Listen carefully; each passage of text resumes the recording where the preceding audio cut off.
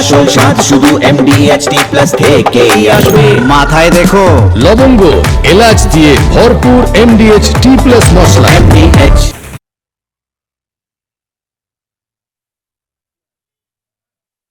ঘণ্টাখানেকের হট্টমেলা নয়, আমার আপনার রায় নিয়ে খাপ পঞ্চায়েত নয়। সন্ধ্যে 7টা মানেই কড়া সত্যি কথা যা হজম করতে সময় লাগে। যুদ্ধ হোক বা দুর্নীতি, অপরাধ বা চিটিংবাজি, ঘুরিয়ে নাক দেখাই না আমি, যখন তখন রং বদলাই। আমি স্বর্ণালী, প্রশ্ন করি সোজাসুজি।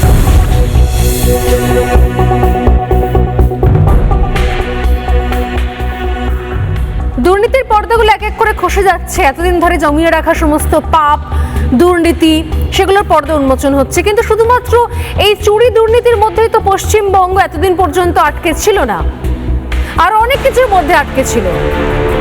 তথাগত রায় তিনি আজকে বললেন, প্রাক্তন রাজ্যপাল, তিনি বললেন যে শুধুমাত্র চুরি দুর্নীতির পর্দাফাঁস নয়, শুধুমাত্র নতুন প্রকল্প নয়, একই সঙ্গে ফেলে আসা সময় যে ভয়ঙ্কর রকম কিছু বেসিক জায়গা, শিক্ষা, পাঠ্যপুস্তক, সিলেবাস, সেখানে একটা বড়সড় গন্ডগোল রয়েছে, সেগুলোকে ঠিক করতে হবে। আজ এটা শুরুয়াত হওয়া উচিত খারিজি মাদ্রাসা থেকে। এই খারিজি মাদ্রাসা শুনলেই একটা শ্রেণীর মানুষ রেড়ে করে এগিয়ে আসবেন, তেড়ে উঠবেন। কিন্তু সত্যি সত্যি কি তেড়ে ওঠার মতো কোনো কারণ রয়েছে, যেখানে সরকার নিজে সরকারি স্পন্সার্ড, গভর্নমেন্ট স্পন্সার্ড মাদ্রাসা রয়েছে, যে সরকারের সিলেবাস ফলো করে, সেই জায়গায় দাঁড়িয়ে সীমান্তবর্তী অঞ্চলে ব্যাঙের ছাতার মতো গজিয়ে ওঠা মুড়িমুড়কির মতো খারিজি মাদ্রাসা, তার আদৌ কোনো প্রয়োজনীয়তা আছে কি? সামনে এগুলো কিন্তু শুধুমাত্র একটা দিক নিয়ে সামনে গেলে হয় না, ডায়ে বায়ে একাধিক যে ধরনের গন্ডগোলগুলো বিগত 15 বছর প্লাস তার আগে 34 বছর, টোটাল 49 বছর ধরে হয়ে আছে, সেগুলোকেও রেকটিফাই করা, অর্থাৎ সংশোধন করার সময় এসেছে। কি বলেছেন তথাগত রায়, শুনবো একবার। মাদ্রাসা শিক্ষা সম্পূর্ণ তুলে দেওয়া উচিত বলে আমি মনে করি। সেটা যদি সম্ভব এখন নাও হয়, তাহলে অন্তত মাদ্রাসায় যা পড়ানো হচ্ছে তার উপরে তীক্ষ্ণ দৃষ্টি রাখতে হবে। সেখানে জাতীয়তা বিরোধী, রাষ্ট্রবিরোধী যে কোনো প্রচার হচ্ছে কিনা, যেটা বুদ্ধদেব ভট্টাচার্য 2002 সালে বলেছিলেন এবং পরে অস্বীকার করেছিলেন, সে সম্বন্ধে একটা ব্যবস্থা নিতে হবে। সরকার এসেছে গেছে, কিন্তু এখনো পর্যন্ত খারিজি মাদ্রাসার জন্য কোন রকমের ওষুধ খুঁজে বার করা যায়নি বোধহয়। আমি শুধুমাত্র কয়েকটা পরিসংখ্যান দিয়ে আজকে আলোচনা শুরু করব, কারণ একই সঙ্গে তথাগত রায় এই খারিজি মাদ্রাসা নিয়ে তিনি যেরকম বলেছেন, তিনি বলেছেন অরাজনৈতিক ব্যক্তিত্ব বা চরিত্র যার অনেক ভূমিকা রয়েছে, সেগুলোকেও খুব যত্ন করে পাঠ্যপুস্তক থেকে বাদ রাখা হয়েছে। আজ পর্যন্ত আমরা এটাও জানতে পারিনি, অনেকেই জানেন না, বর্তমান প্রজন্মকে জিজ্ঞাসা করলে আশুতোষ মুখোপাধ্যায়ের ছেলেকে, এটুকু পর্যন্ত অনেকের জানা হয়নি। কারণ কোথাও সিলেবাসে একটা চ্যাপ্টার, কোনো এক বছরের পাঠ্যপুস্তকের কোথাও কোনো একটা স্তবক কিচ্ছু ছিল না শ্যামাপ্রসাদ মুখোপাধ্যায়ের নামে।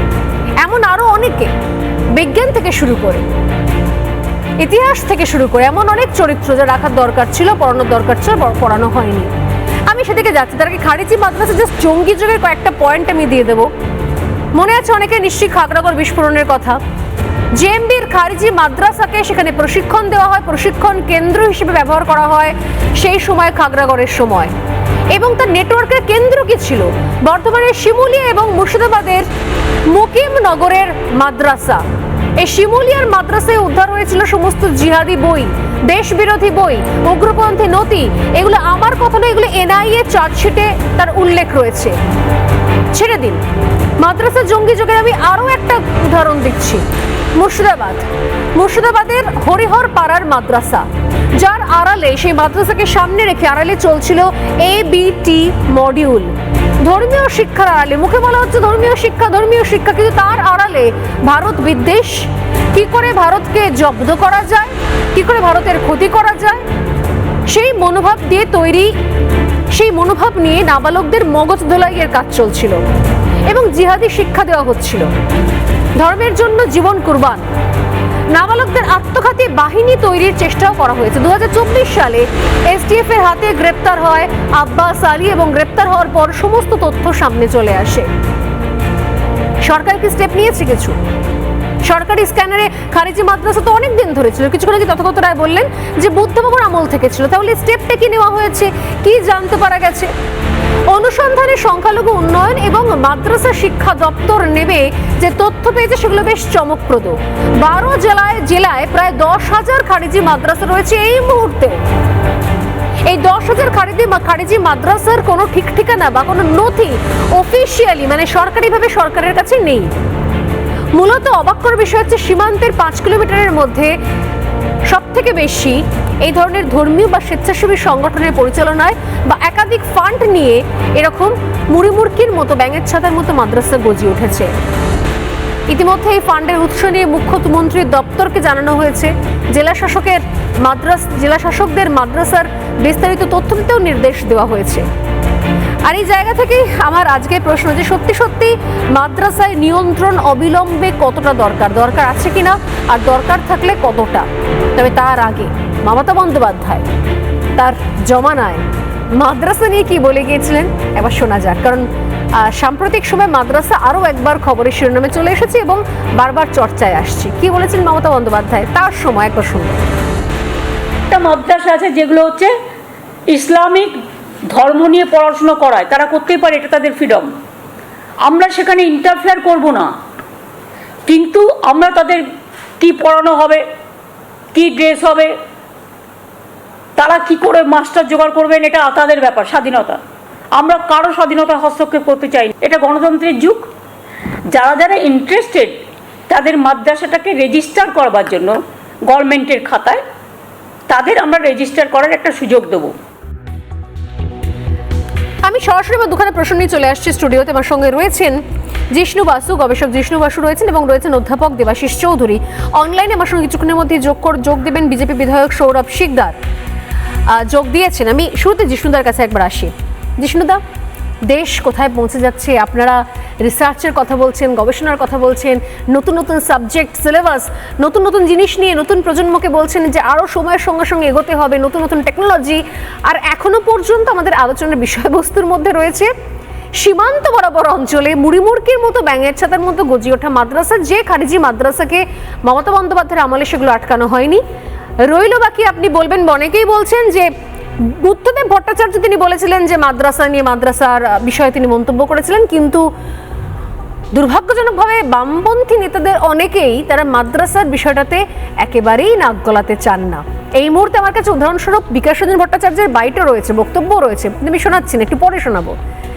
কি এগুলোকে নিয়ন্ত্রণ করার কি উপায় রয়েছে? মাদ্রাসা নিয়ন্ত্রণ করতে না পারলে আদৌ আমরা একটা শ্রেণীর মানুষ যতই চাঁদে যাই, মঙ্গলে যাই, এখান থেকে বড় বড় বিজ্ঞানী তৈরি হই, লাভটা কি? একটা অংশের মানুষ তো অন্ধকারেই পড়ে থাকবে। প্রথম হচ্ছে খারিজি মাদ্রাসা। খারিজি মাদ্রাসার ব্যাপারে বুদ্ধদেব বাবু যে কথা বলেছিলেন যে খারিজি মাদ্রাসাগুলি সন্ত্রাসের আতুরঘর, এটাই কোট আনকোট উনি বলেছিলেন। এবং তিনি ওটা কবিতা পড়ে বা ঘরে বসে বলেননি, ওনার কাছে গোয়েন্দা রিপোর্ট নিশ্চয়ই ছিল, তার জন্যই তিনি বলেছিলেন।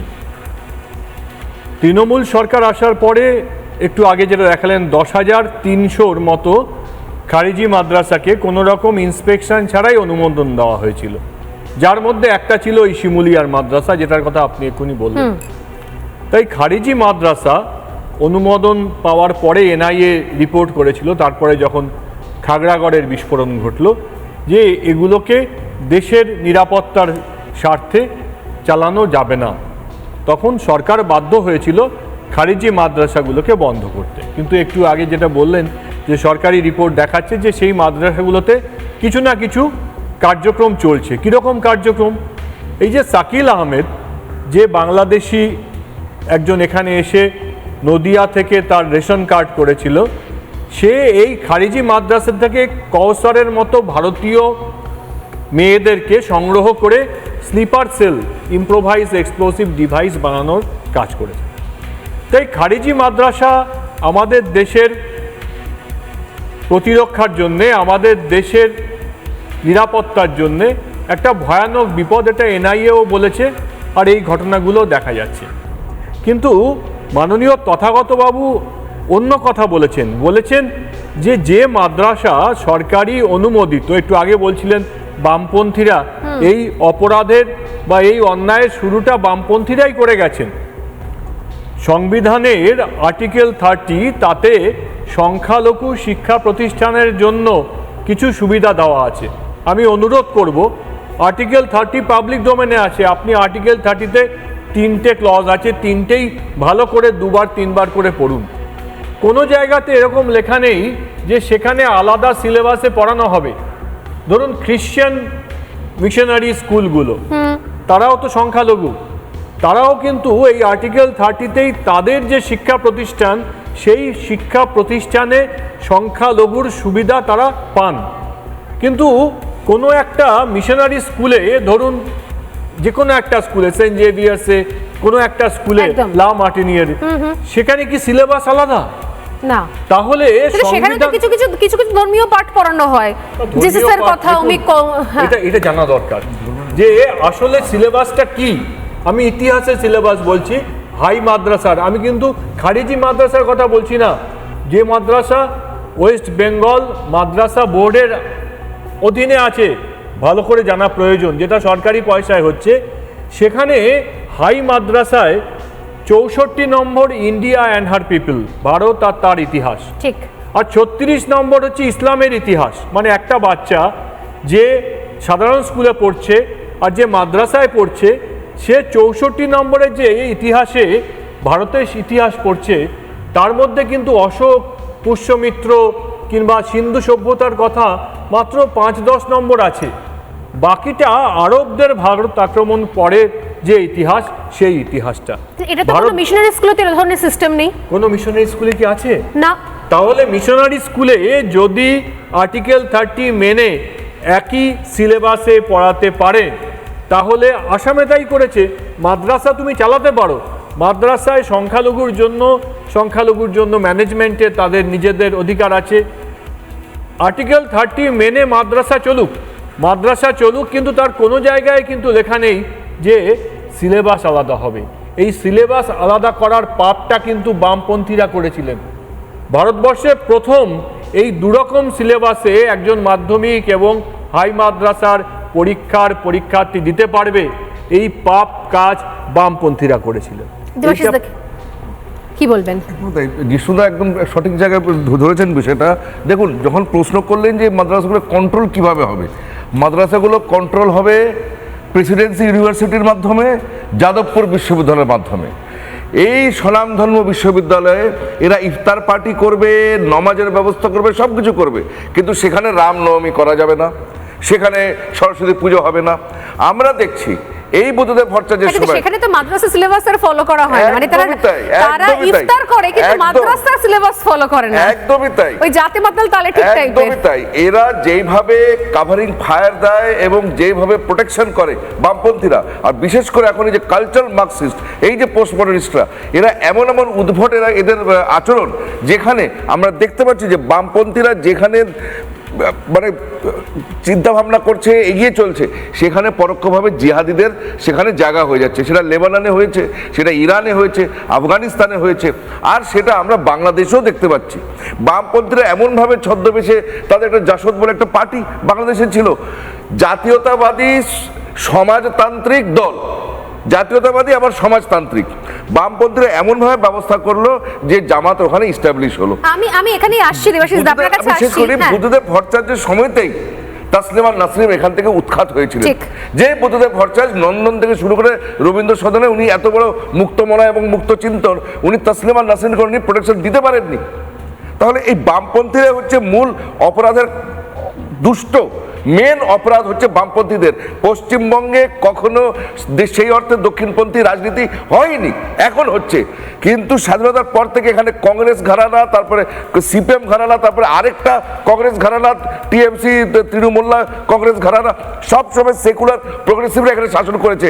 তৎসত্ত্বেও পশ্চিমবঙ্গ কি করে এত বড় টেরোরিজম, আতঙ্কবাদ, জিহাদ, জামাতের আতুর ঘর হয়, যেখানে সেকুলার প্রোগ্রেসিভরা সবসময় শাসন করেছে। এটা হচ্ছে এটা নিয়ে চিন্তা ভাবনা করা উচিত। একই রঙের চশমা দিয়ে দেখা হয়েছে, এবং শুধু তাই নয়, এখানে একটা মেশিনারি তৈরি করার জন্য একটা বড় অংশে মানুষকে এই মাদ্রাসা, খারিজি মাদ্রাসা এগুলোর মধ্যে ঠেলে দেওয়া হয়েছে, যাতে তাদেরকে দিয়ে নিজের অভিষ্ট লক্ষ্যে পৌঁছানো যায় খুব দ্রুততার সঙ্গে। বিধায়ক সৌরভ শিকদার আমার সঙ্গে রয়েছেন। সৌরভদা, আপনার কাছে আসার আগে কিছুক্ষণ আগে দেবাশিসদা বলছিলেন যে, এবং জিষ্ণুদাও বলছিলেন যে বাম আমলেই হচ্ছে এই যাবতীয় এই বিভাজনের সূত্রপাত। যারা সবসময় বিভাজনের বিরুদ্ধে কথা বলে, আসলে বিভাজনের সূত্রপাতটা সেখানে, এমনকি সিলেবাস পর্যন্ত বিভাজিত হয়েছে বাম আমলে। টেস্ট পেপার পর্যন্ত আলাদা আলাদা সিলেবাস করে হয়েছে। আমাদের ওয়েস্ট বেঙ্গল বোর্ডে আলাদা সিলেবাস, মাদ্রাসা বোর্ডে আলাদা নাকি টেস্ট পেপার। বিকাশ রঞ্জন ভট্টাচার্য কি বলছেন একবার শোনাবো, এই মাদ্রাসার শিক্ষা নিয়ে কি বলছেন, প্লিজ শুনুন একবার, আমি আসছি। প্রথম কথা হচ্ছে, এই রাজ্যে যেহেতু সরকারি শিক্ষা ব্যবস্থার পরিকাঠামোটা ঠিকমতো টিকিয়ে রাখা হলো না, যার ফলে শিক্ষা তো মানুষের একটা মৌলিক অধিকার, সেই সুযোগ নিয়ে কিছু লোক অননুমোদিত প্রাইমারি স্কুল চালায়, অননুমোদিত সেকেন্ডারি স্কুলও চালায়, মাদ্রাসাও চালাচ্ছে।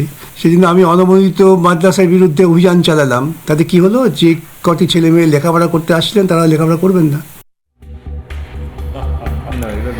উনি বলছেন যে শিক্ষা নাকি মানুষের মৌলিক অধিকার, তাই মাদ্রাসার বিরুদ্ধে অভিযান চালালে সেখানে যারা লেখাপড়া করছে তারা লেখাপড়া করবে না। কি লেখাপড়া এমন হয় সেখানে, কি অভিযান চালানো হয়, আমার খুব জানতে ইচ্ছে করে। ওদের অর্ধসত্য কিরকম উনি জানেন না। খারাজি মাদ্রাসা maximum NGO act, societies act, ইয়াতিম ঘর, অরফানেজ এইভাবে ওগুলো রেজিস্টার হয়েছে। ওরা তো শিক্ষা প্রতিষ্ঠান হিসাবে রেজিস্টার্ডই নয় প্রত্যেকটা খারাজি মাদ্রাসা। সৌরভ দার রিয়াকশন শুনবো। সৌরভ দা, সব থেকে বড় কথা হচ্ছে উনি নিজে কিরকম কন্ট্রাডিক্ট করছেন যে শিক্ষা ব্যবস্থাকে নাকি মানে এগিয়ে নিয়ে যাওয়া হয়নি বা ভেঙে পড়েছিল। আরে এই শিক্ষা ব্যবস্থাকে তো ভেঙেছিল বামেরা, যেটা জিষ্ণুদা বললেন বা দেবাশিস দা বললেন, এর পুরো ব্যর্থতার দায় আগে উনি নিন, উনি তো তাদের প্রতিনিধি। আর দ্বিতীয় নম্বর হচ্ছে এই খারিজি মাদ্রাসাগুলো, আমি একদম কোট আনকোট বলছি, এগুলো পড়াশুনো করার জায়গাই না। খুব কম খারিজি মাদ্রাসা আছে যেখানে অ্যাকচুয়ালি ছাত্ররা পড়াশুনো করতে যায়, হয় ধর্মীয় পাঠ পড়তে যায়, না হলে ভারত বিরোধী পাঠ পড়তে যায়। আমি একদম কোনো রাগ ঢাক না দেখে বলছি, বেশিরভাগ খারিজি মাদ্রাসাগুলো স্ক্যানারে আনা উচিত, এবং খালি শিক্ষা দপ্তর নয়, এজেন্সিগুলো দিয়ে এখানে তদন্ত করে দেখানো উচিত যে ভারত বিরোধীর আতুর ঘর হিসেবে এই খারিজি মাদ্রাসাগুলো যাতে আর ব্যবহার হতে না পারে, টুকরে গ্যাংয়ের সদস্য যাতে এখান থেকে না বেরোয়। আজকে আরো এই যে মহিলাটির কথা জিষ্ণুদা বললেন, এইরকম আরো হাজার হাজার মেয়েদের যাতে এইভাবে ট্র্যাপে না ফেলে ভারত বিরোধী কাজে তাদের লাগানো হয়। সুতরাং এটা খালি শিক্ষা দপ্তর বা অন্য না, যে এজেন্সিগুলো, সুরক্ষা এজেন্সিগুলো আছে, তাদের কড়া নজরের মধ্যে এই খারিজি মাদ্রাসাগুলোকে আনা উচিত। আর যেটা শিক্ষা ব্যবস্থা নিয়ে বামপন্থীদের এত মাথা ব্যথা, তারা নিশ্চিন্ত থাকুন, এই সরকার একদম প্রান্তিক মানুষের কাছে অবধি শিক্ষা পৌঁছে দেওয়ার কাজ করবে। মুখ্যমন্ত্রীর উপরে ভরসা রাখুন, সরকারের উপরে ভরসা রাখুন। একটাও স্কুল ছুট ছাত্র যে কোনো ধর্মের হোক, যে কোনো বর্ণের হোক, থাকবে না পশ্চিমবঙ্গে। কিন্তু তাই বলে ধর্মের আশ্রয় নিয়ে খারিজি মাদ্রাসাতে পড়াশুনো করব বলে ডেকে বাচ্চাদের মাথায় ভারত বিরোধী মন্ত্র ঢোকানো, সেটা এই রাজ্যে চলবে না।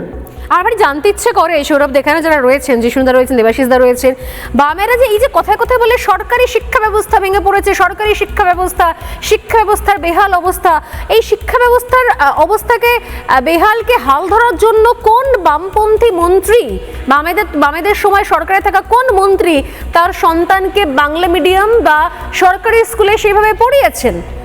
কে পড়িয়েছেন? হ্যাঁ, ইংরেজি উঠিয়ে আজকে বিকাশ বাবুর মতো লোক একসময় তারা নিজেরা ইংরেজি উঠিয়ে দিয়ে তারা নিজেদের সন্তানদেরকে ইংলিশ মিডিয়াম স্কুলে পড়িয়েছেন। তারা এটা খুব গুরুত্বপূর্ণ বিষয়। যে ধরুন সৌরভদের কথাটা শেষ করি, বলছিলেন উনি স্বর্ণালীদি, এই যে বিকাশ বাবু এত বড় বড় কথা বলছেন, তো তার সরকারি তো ইংরেজি শিক্ষাটা তুলে দিয়েছিলেন প্রাথমিক স্কুল থেকে। আজকে বিকাশবাবু যখন সুপ্রিম কোর্টে সওয়াল করতে যান, ওনাকে তো ইংরেজিতে সওয়াল করতে হয়। তাহলে কি তো ওখানে দাঁড়িয়ে মনে হয় না যে কত এরকম উকিল তৈরি করার রাস্তা আজকে তার বামফ্রন্ট সরকার বন্ধ করে দিয়েছে? উনি নিজেকে প্রশ্ন করবেন ওখানে দাঁড়িয়ে যখন ইংরেজিতে সওয়াল করতে যান। তো সেই জন্য বামপন্থীদের কাছ থেকে শিক্ষার জ্ঞান কিন্তু পশ্চিমবঙ্গের মানুষ নেবে না। একা হাতে পশ্চিমবঙ্গের শিক্ষা ব্যবস্থা এই বামপন্থীরা নষ্ট করেছেন, আর এখন কুম্ভীরাশ্রু বিসর্জন করছেন যে কি বলে শিক্ষা ব্যবস্থা ভেঙে পড়েছে, দায়ী হয়েছে। 15 বছরের আগে তো 34 বছরে আপনারা শেষ করেছেন। পশ্চিমবঙ্গ থেকে যে ব্রেন ড্রেন হচ্ছে, আজকে কোনো মতে স্কুলটা কমপ্লিট করেই লোকে দিল্লি, ব্যাঙ্গালোর, সাউথ ইন্ডিয়ায়, মুম্বাই পড়তে চলে যাচ্ছে, না কলেজটা অব্দি ওখান থেকে করব, তার দায় কে নেবে? আগে পুরো ভারতবর্ষ আমাদের প্রেসিডেন্সি জেভিয়ার্সে পড়তে আসতো, যাদবপুরে পড়তে আসতো, ক্যালকাটা ইউনিভার্সিটিতে পড়তে আসতো। আর আজকে এই প্রজন্ম কি ভাবছে, কোনোভাবে আমি স্কুলটা শেষ করে আমি বাইরে চলে যাব। এর দায় তো কত দ্রুত বাইরে যাওয়া যায়। আমি এটা শুধুমাত্র এটা নয়, একই সঙ্গে এই বামেদের শিক্ষা ব্যবস্থা নিয়ে আমরা কথা বলছি না, মানে শিক্ষাতেও বা কি রাখা হয়েছে? এক তো শিক্ষার পরিকাঠামো ভেঙে চুরচুর করে দেওয়া হয়েছে, ক্লাস 5-6 গিয়ে A for Apple, B for ball পড়ানো হয়েছে, ইংরেজি তুলে দেওয়া হয়েছিল। আর তার উপরে কি পাঠ্যপুস্তকে আমরা পড়লাম? আমরা অনেক কিছু পড়লাম না। আমি আসছি, তথাগত রায় সেই নিয়েও বক্তব্য রেখেছেন, তবে জিষ্ণুদা হাত তুলছেন, একটা ছোট্ট রিয়াকশন নিই তথাগত রায়ের এই পাঠ্যপুস্তক বা সিলেবাস নিয়ে কি বলেছেন সেই বাইটটাও শোনাবো আমি। দেখুন, সাচার কমিটির রিপোর্টে দেখা গেছিল, এই একটু আগে বিকাশবাবুরা বললেন, তাদের সময়ে যে 34 বছরের শাসনের পরে মুসলমান সম্প্রদায়ের আর্থসামাজিক অবস্থা ভারতবর্ষের মধ্যে সবচেয়ে খারাপ অবস্থায় ছিল পশ্চিমবঙ্গ। তাই তারা যে শিক্ষা ব্যবস্থার প্রণয়ন করেছিলেন, মুসলমান সমাজ তাতে সবচেয়ে নিচে চলে এসেছিল। তারা মুসলমান সমাজের ভালো চাননি, তারা মুসলমান সমাজকে মস্তান বানাতে চেয়েছিলেন, তাদের হারমাত বানাতে চেয়েছিলেন। দ্বিতীয় বিষয়ে দেবাশিস দা একটা কথা বললেন, এতিমখানা। এই এতিমখানা হচ্ছে বাংলাদেশ থেকে আসা যে অনুপ্রবেশকারী তাদেরকে বৈধ করার একটা অন্যতম জায়গা। ধরুন, এতিমখানা মানে হচ্ছে অরফ্যানেজ, মানে সেখানে যে বাচ্চাগুলো এসছে তাদের বাবা মার পরিচয় তারা জানেন না। এবারে সে এতিমখানা থেকে পাস করলো বা এতিমখানা থেকে 5 পর্যন্ত পড়লো, তাহলে এতিমখানা বললো যে সে ভারতবর্ষের নাগরিক। তাই এতিমখানাগুলোতে বাচ্চাদেরকে কোথা থেকে পাচ্ছে, কোথায় পেলেন, আপনারা পেলেন কোথা থেকে, সেইটা কিন্তু আজকে স্ক্যানারের মধ্যে আনা উচিত। আমি বিকাশবাবুকে একটা প্রশ্ন করব, আপনি হিস্ট্রি অফ ইসলাম পড়ানো হয় মাদ্রাসায়, মানে আমি খারিজি মাদ্রাসা বলছি না, সরকারি অনুমোদিত মাদ্রাসায়, আপনি হিস্ট্রি অফ ইসলামের বইটা দেখেছেন? ক্লাস 6 থেকে ক্লাস 10 পর্যন্ত একই ইতিহাস পড়ানো হয়। আচ্ছা, আপনি তো একজন লেখাপড়া জানা মানুষ, আপনি বলুন তো যে শিক্ষা বিজ্ঞান তাতে কি বলে যে ক্লাস 6-এর একটা বাচ্চার যে ইতিহাস বোধ আর ক্লাস 10-এ যে হাই মাদ্রাসা দিতে যাচ্ছে তার যে ইতিহাস বোধ দুটো এক? তাহলে একটা বৈজ্ঞানিক পদ্ধতিতে পাঠ্যক্রম না রেখে আপনাদের বামফ্রন্ট সরকার এই ভয়ানক বিষ সমাজের শিক্ষা ব্যবস্থার মধ্যে ঢুকিয়ে দিয়ে গেছিল।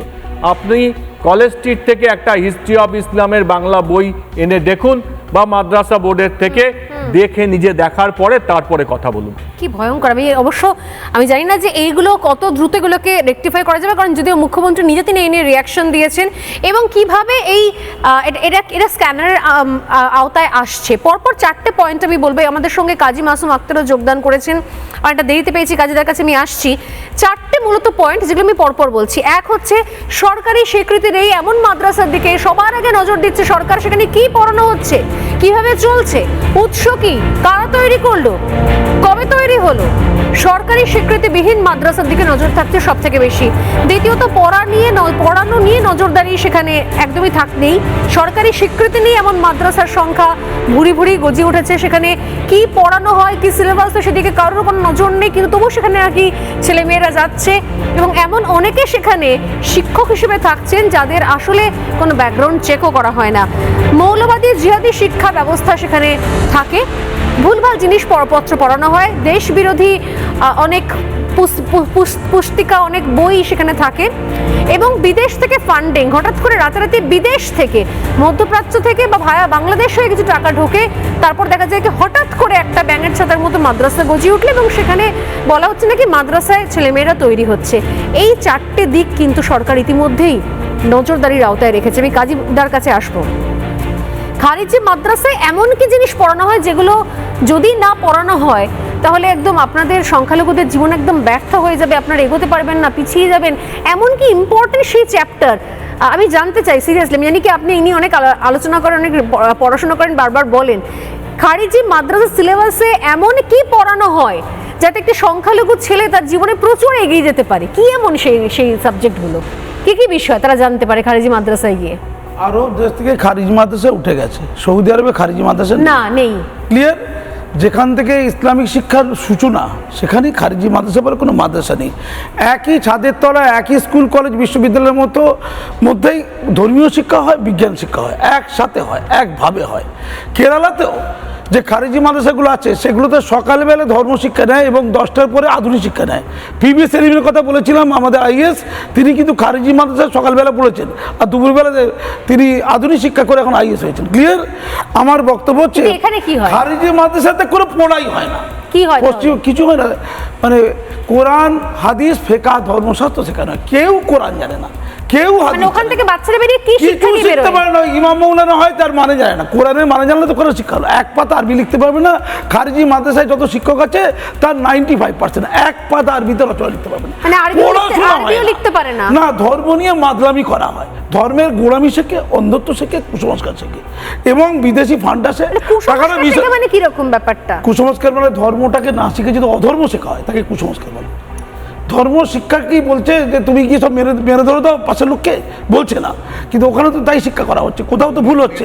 আফগানিস্তান পাকিস্তানে তো তাই হচ্ছে, যেখানে ইসলামে মেয়েদের পড়াশোনার কথা বলা আছে যে পড়ো কোরআনে লেখা আছে নারী পুরুষ উভয়ের, সেখানে ওই শিক্ষাটা দেওয়া হচ্ছে না। এটা কি ঠিক যে খারিজি মাদ্রাসাতে বলা হয় যে মহিলাদের পড়াশোনা করা উচিত নয়, মহিলাদের লেখাপড়া শেখা উচিত না, এগুলো কি সত্যি? আমি মূল কথায় যাচ্ছি।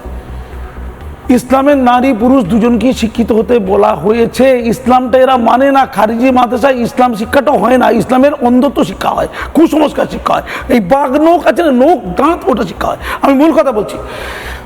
পশ্চিমবঙ্গে খারিজি মাদ্রাসা বাম আমলে ছিল 4,500 থেকে 5,000, তৃণমূল আমলে সেটা হচ্ছে 7,000 থেকে 7,500, তদন্তে প্রমাণিত হবে।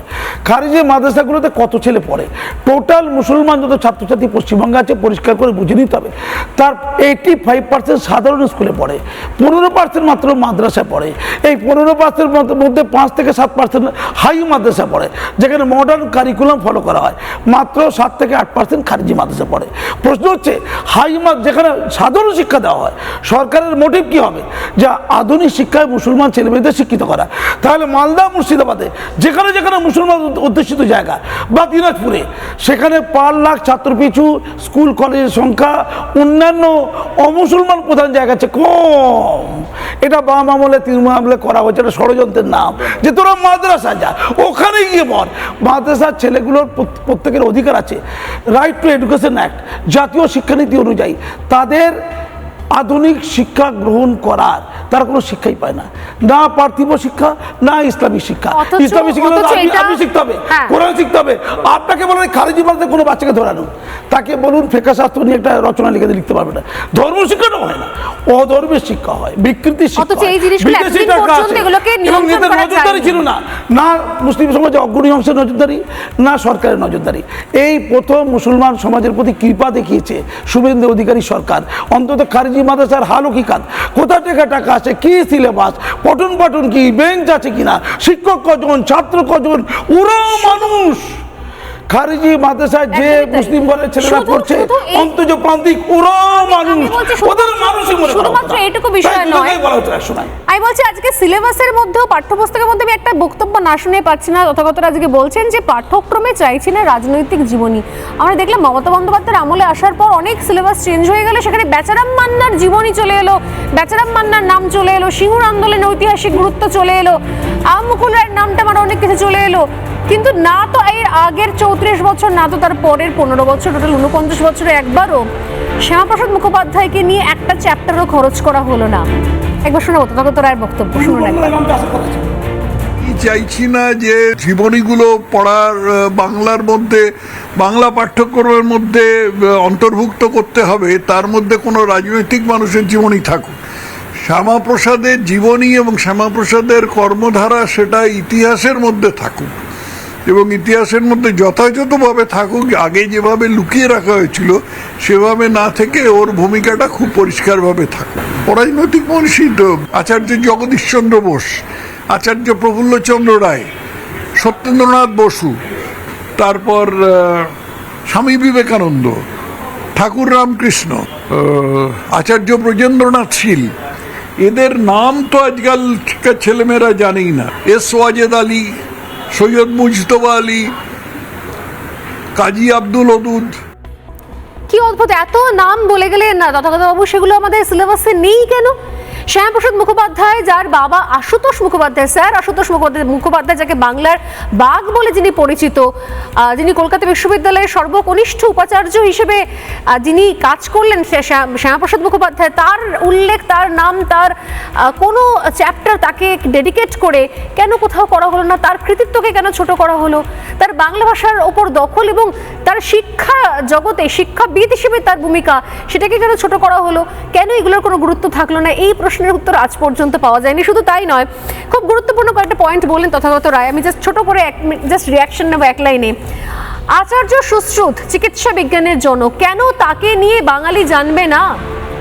কেন আমাদের সিলেবাসে এই উল্লেখগুলো থাকবে না? রাজা রবি বর্মা, আধুনিক ভারতীয় শিল্পের জনক, কেন তার উল্লেখ থাকবে না? আমরা আর কবে পড়বো?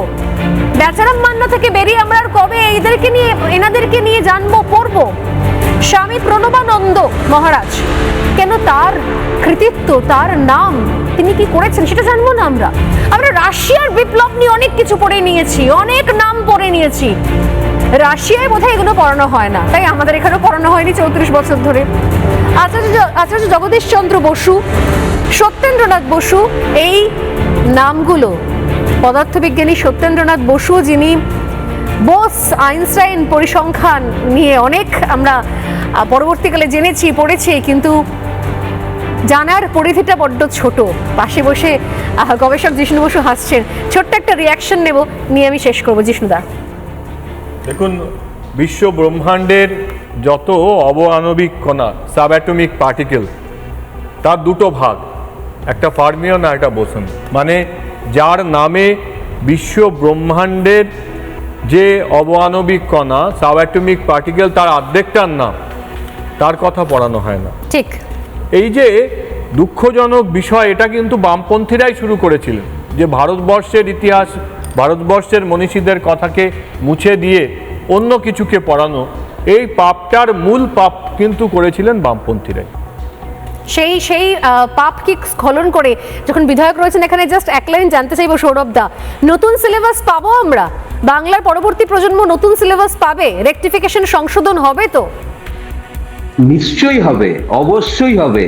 এবং এই বামপন্থীরা যে ইতিহাস বিকৃত করেছিল, সেটা নিজেদের কলঙ্কময় ইতিহাসকে ঢাকার জন্য, সেটাও এই প্রজন্মকে শেখাতে হবে। বেশ, সময় একদম শেষ, একটা ওয়েস্ট বেঙ্গল গভর্নমেন্টের 1987 খুব সম্ভবত একটা সার্কুলার ছিল, শুদ্ধ ইতিহাস অশুদ্ধ ইতিহাস। সেখানে সরকারি ভাবে বলে দেওয়া হয়েছিল যে কোন রকমের ইসলামিক ইনকারশন বা যে নালন্দা পুড়ে গেল, তক্ষশিলা পুড়ে গেল, এগুলোর ব্যাপারে কোনো পাঠ্যপুস্তক থাকবে না, পড়ানো যাবে না। রুশের বিপ্লব পড়াতে হবে। রাশিয়ায় আমাদের সময় একদম শেষ, তাই আমি আবার আসবো। এই দিন এই সিলেবাস এবং বিপ্লব নিয়ে আমরা আরেকদিন আলোচনা করবো। আমরা রাশিয়ার বিপ্লব তো অনেক পড়ে নিয়েছি, সমস্ত চ্যাপ্টার, বড় বড় ইতিহাসের গোটা চ্যাপ্টার পড়ে নিয়েছে, কিন্তু ভারতীয় এই নামগুলো আমাদের জানানো হয়নি। সময় এসেছে এবং দাবিও, সময়ের দাবি বর্তমান সরকারের কাছে, অবিলম্বে রেকটিফাই করা হোক, সংশোধন করা হোক সিলেবাস, পাঠ্যপুস্তক। আজ এই বলেই শেষ করছি, বিরতির পর ফিরে আসছি, সঙ্গে থাকুন। স্বাস্থ্য আর নিউট্রিশন পাবে, শরীরও স্ট্রং হবে, অল্প খেলেই পেট ভরে, ডাইজেশন ঠিক রাখে। MDH সোয়াটিন, আসল প্রোটিন।